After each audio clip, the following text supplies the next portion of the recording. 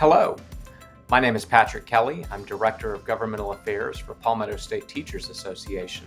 And on behalf of the team here at PSTA, I want to encourage every registered South Carolina voter to get out and vote as part of the June 28th runoff elections, which, courtesy of early voting, is now underway in South Carolina.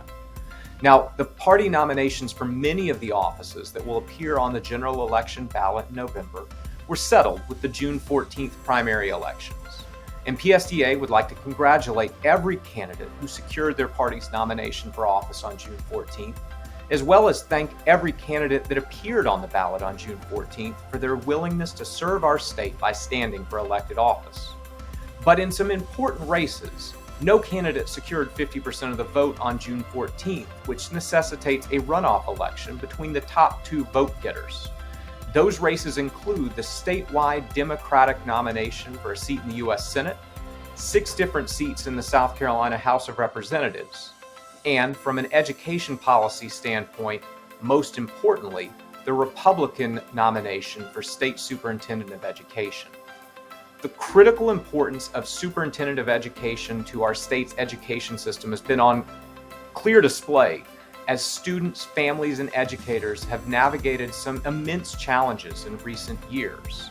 And so it is critically important for South Carolinians to participate in this election.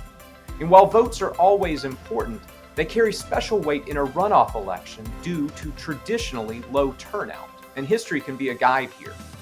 In 2018, we had runoff elections in this state for offices including governor and attorney general, offices that typically bring wide statewide voter participation. But in that runoff election, only 343,000 South Carolinians participated, only about 12% of registered voters. If we want to look for another metric to consider, in 2014, the last time we had a runoff election for State Superintendent of Education, only 179,000 South Carolinians showed up to vote, representing only about 6% of registered voters.